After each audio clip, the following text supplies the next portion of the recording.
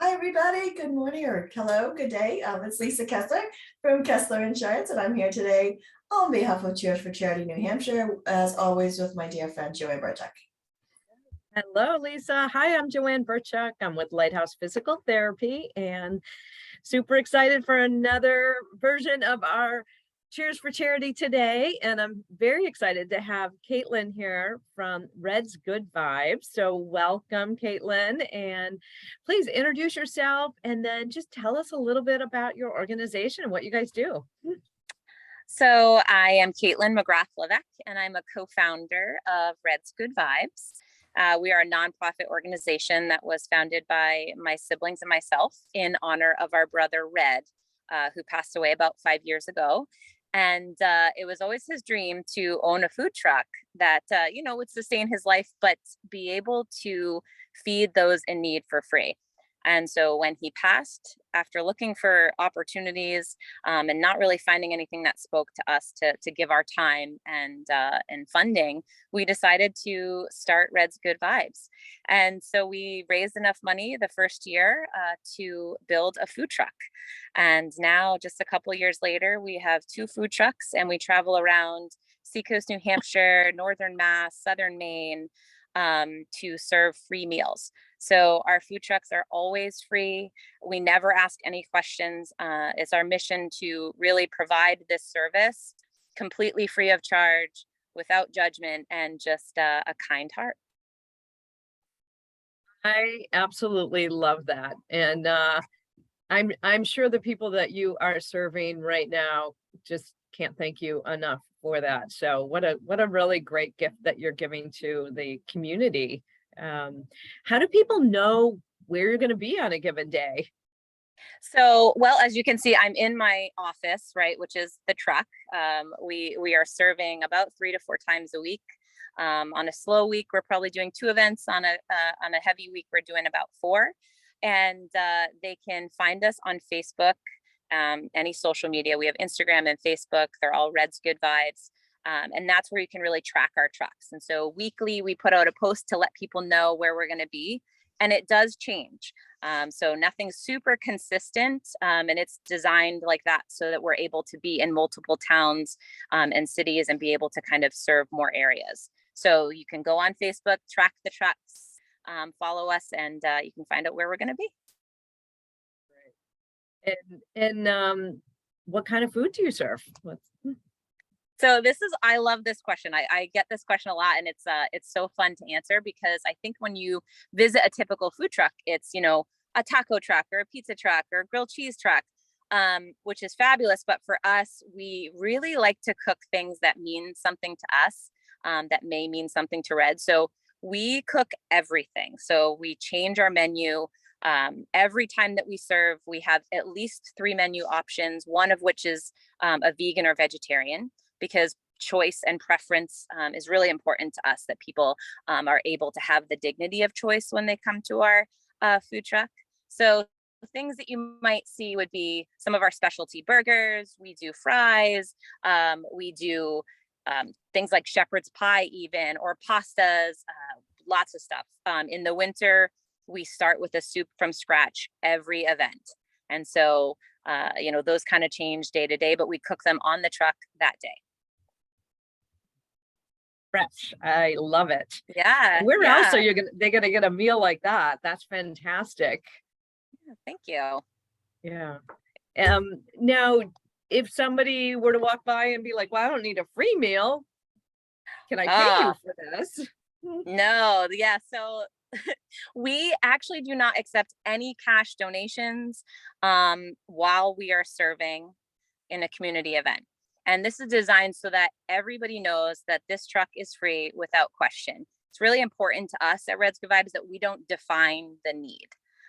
So I want someone to walk up to our truck, and if they're just having a hard day and they smell our burgers cooking, or the sausage, peppers, and onions, they smell it and they come over. I don't want to judge them in any way. I want them to feel free to have some food from us and get some good vibes. And I think that if someone comes up to our truck, we really do want you to try the food, whether, you can afford to pay for it or not, because we want you to pay it forward. And we want you to talk about what we do and tell people that the food is made with love and, the experience that you had. We want everyone to dine together at our food trucks and for no one to feel like they need to put $1 in the bin. Now, that said though, Caitlin, if people want to support your cause, how do they do that? Oh, we have plenty of ways for people to do that.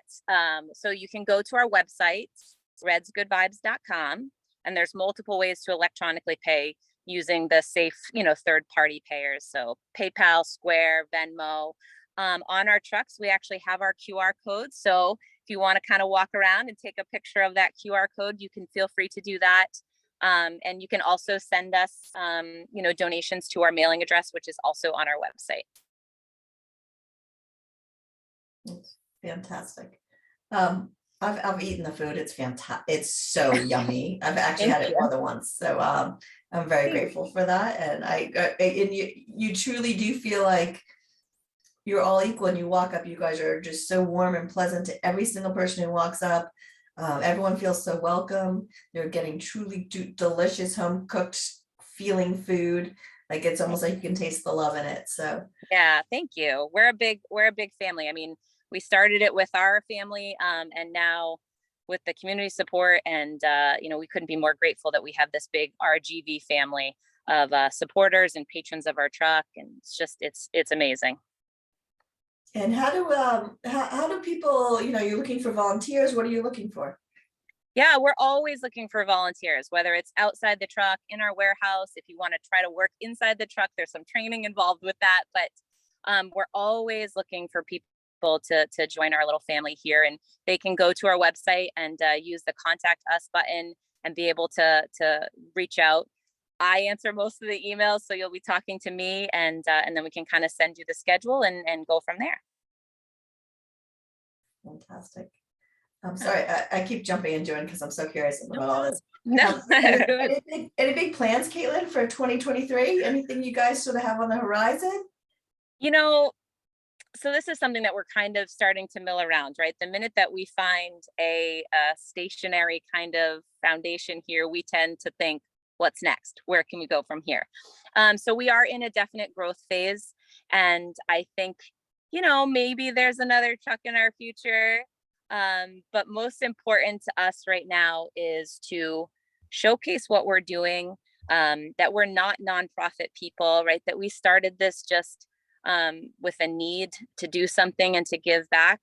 And we'd love to see other food trucks out there, or to support other people and inspire them that, an idea can go really far. And sometimes if you just take the risk to do it, it works out. So being able to support other, people that may want to do something like this, or even find their own plan, would be a really important thing for us to do. We're also really involved with the community fridges. So that's a big project of ours right now. So we're kind of spreading that idea as well. Yeah, that's awesome. What about any local farms? Are you connected with them to, for donations of food items? Because obviously, food prices have gone up. It's a very expensive endeavor. Yeah. And it sounds like you provide a lot of the fresh foods and. Yeah. So, rescuing food, which is what people kind of in this business kind of call that. We are always looking for opportunities to be able to rescue food. And we work with a lot of different organizations like Gather and Seacoast Eat Local, who help us kind of gain access to those fresh foods and to the farms and things like that. So incorporating some local ingredients for us is very important. And if we can do that in whether it's an in-kind donation way, or if we can purchase from smaller businesses and smaller farms, we really appreciate being able to do that. One of the things that we do also to support some of the restaurants and smaller businesses in the towns that we serve is we work out relationships where they can provide some food for our truck. And so whether we're buying it at like a wholesale rate or they're donating the food, we're able to highlight their support when we're working within their city. Very nice. I bet you have a lot of amazing stories of people that have, come to you and, they're suffering from some hard times, and just how much what you are doing for them. Anything that come to mind that you'd like to share?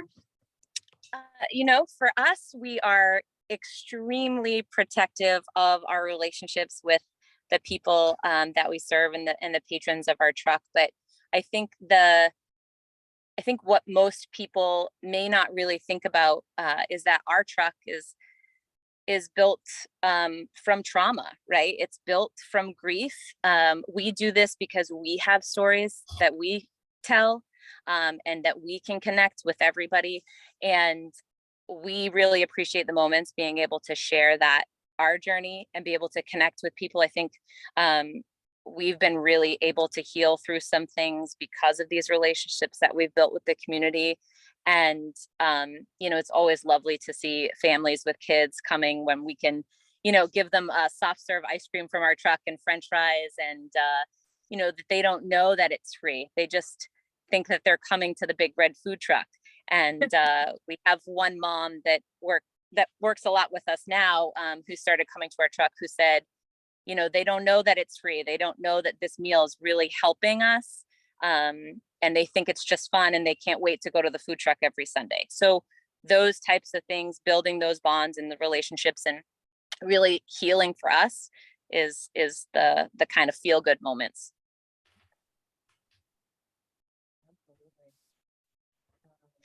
I'm assuming your locations are very strategic, where you find yourself on any given week.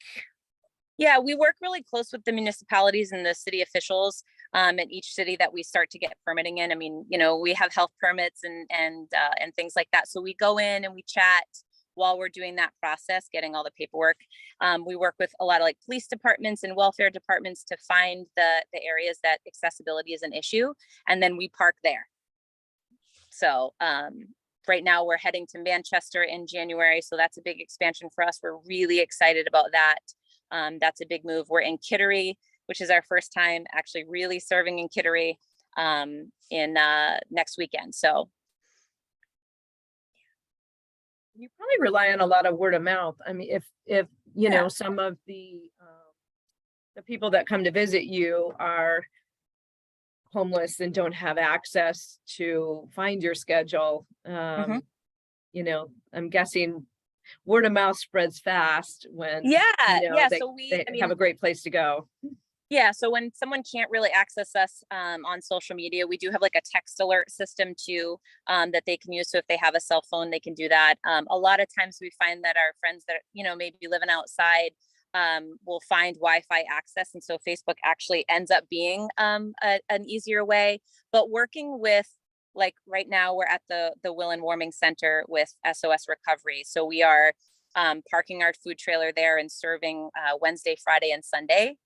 And so having those relationships, being able to have them have the information about where we're going to be, arming other organizations with our schedule, working and collaborating with them. We work with Gather a lot, and they'll do a mobile free market, and we'll serve food. And so those types of things really help us to reach as many people as we can. I love that. We're big fans of those two organizations and a whole bunch of others. So yeah, we love them. They're fantastic. We couldn't do this without the support of like our community partners, as well as the community themselves. So, and you've also been doing some work with our friends at Good Work. Yeah. So we've been in their incubator for 2 years now. We're like holding on for dear life. We're never leaving. We love Molly and Maria and the whole staff there. They're amazing. They've really helped to provide us with like the confidence. And, I mentioned that we're not nonprofit people. I was a nurse before this. My sister's a nurse, and my brother develops properties. So we didn't know anything about this, and we took the risk and did it. And so gaining that support our first year and a half into this was really pivotal moment for us. We gained some confidence, and we learned that we can stand in our ideas and say no sometimes. The power of no is a big thing that we learned from Good Work, but also just gaining access to all of their the financial things and lawyers and things that we wouldn't really think about. So they've been very supportive, and I think that's part of why we're so confident and so rooted right now. They're awesome. Fantastic. I love what you do. I Thank can't you. wait for JoAnn to go visit and get the opportunity. Yeah, I'm excited. We're in Yeah. Hampton today. Come on down. Oh, awesome. Oh my God, that's fantastic. So best ways people to reach you, it seems like website, Facebook, Instagram. Yes, yep. You would gratefully accept if people want to support your cause, whether it's financially or with time or resources, Yeah. or connections or community, whatever. That would be a great thing, right? Yeah, and also if anybody ever wants to come out and talk to us, meet with us, to hear about what we did, I think we're really genuine and transparent about the whole process. And we don't get everything right, and we continue to kind of, overcome obstacles as we go. And I think giving some of that to people is a big path for us right now. So if anybody ever just has questions or anything, please feel free to reach out to us personally. Awesome. Well, Caitlin, thank you so much for having us today. Thank you. Awesome. Thank you. I appreciate it.